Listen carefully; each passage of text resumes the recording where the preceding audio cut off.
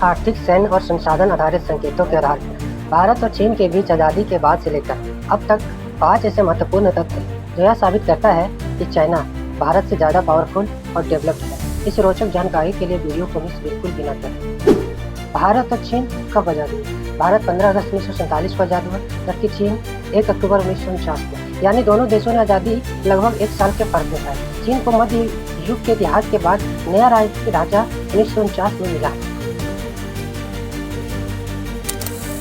पहला, कुल अर्थव्यवस्था यानी जीडीपी में चीन का आकार बहुत बड़ा है। चीन दुनिया की दूसरी सबसे बड़ी अर्थव्यवस्था है और उसका कुल जीडीपी लगभग 19 ट्रिलियन डॉलर का है, जबकि भारत का अब भी लगभग 4.2 ट्रिलियन के आसपास है। यह संकेत है कि वैश्विक आर्थिक शक्ति में चीन अभी भारत से काफी आगे है।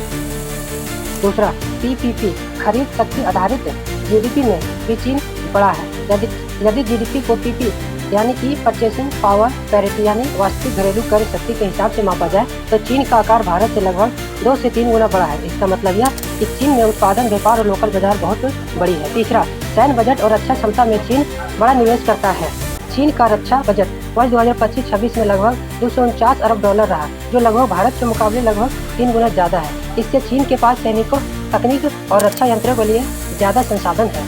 चौथा, वैश्विक विनिर्माण और निर्यात में चीन का दबदबा है। चीन विश्व का एक प्रमुख मैन्युफैक्चरिंग हब रहा है, जबकि विनिर्माण में चीन का हिस्सा लगभग 28 से 30% है। भारत का हिस्सा बहुत कम, लगभग 3%। इसका मतलब है कि उत्पादन क्षमता, आपूर्ति श्रृंखला और निर्यात में चीन की पकड़ 5वें है। विदेशी निवेश और आर्थिक पैरामीटर में चीन के पास बड़ी पूंजी है। चीन लंबे समय से विदेशी निवेश यानी कि FDI, विदेशी मुद्रा भंडार, फॉरेक्स रिजर्व और औद्योगिक पूंजी में बड़े स्तर पर आगे रहा है, जबकि भारत के मूलभूत आर्थिक संकेत तेजी से बढ़ रहे हैं। परंतु वर्तमान में पूंजी और रिजर्व में चीन का दबदबा बरकरार है।